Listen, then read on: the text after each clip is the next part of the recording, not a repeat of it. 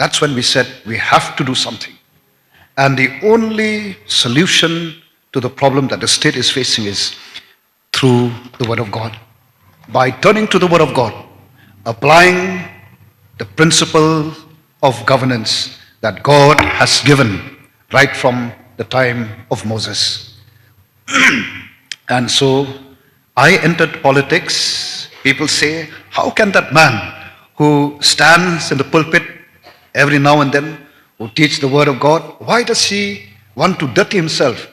Because politics is dirty. But then I did not listen to anyone. I looked to the Word of God, and the Bible tells us that, politics is not dirty. Politics has been ordained by God to govern right from the time of Adam and Eve. When God created everything, He said it is good. And then God created man. And then made man to be, to control, to manage over everything. And that's just why when we look at Psalms chapter 8, when we look at verses 4, 5 onwards, let me read. Actually, I don't have a big Bible, just a small Bible. Normally I use the Bible, the Kasi Bible, but then let me just remind us. Psalm chapter 8, David said these words in verse 4. What is man that thou art mindful of him, and the Son of Man that thou visited him? For thou hast made him a little lower than the angels, and hast crowned him with glory and honor. Thou madest him to have dominion over the works of thy hands, and thou hast put all things under his feet. And this is a verse that, that encouraged me so much, that God has given the authority upon man to take care of all other of his creation.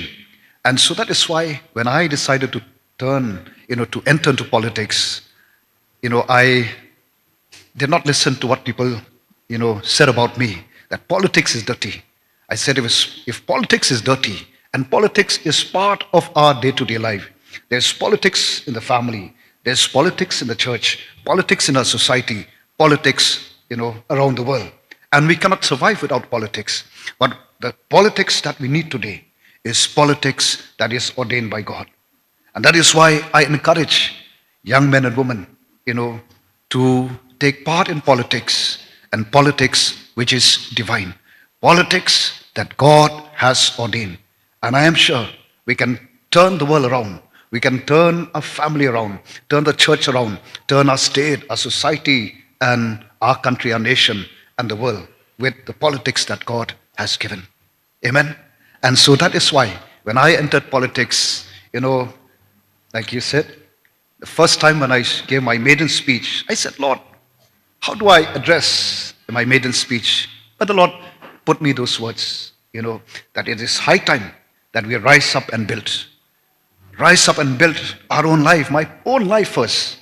Life of our family, life of our society, and the life of this nation. And we need God, to help us, because it is only through Him. And that is also another point that I mentioned also, is that, if we say that the world, what is wrong with the world? It is because of me. And that is why, Solomon, he said that a nation without a vision will perish.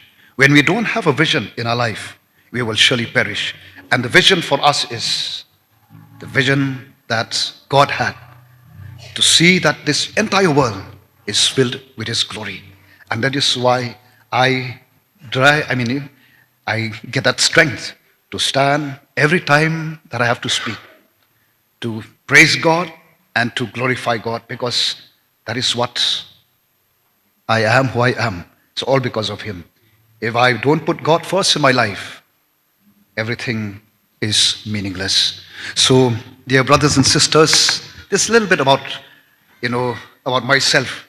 So, I hope that, God willing, we can see a new Meghalaya in the years and days to come. Because our party, the Voice of the People party, was just 3 years old. And I tell you, there are miracles and miracles happening. In my election campaign, I praise God. When I go for my election campaign, I always speak the word of God. And then, you know, I came to know that there is a person who is not a believer who accepted Christ attending the election campaign. This is our God.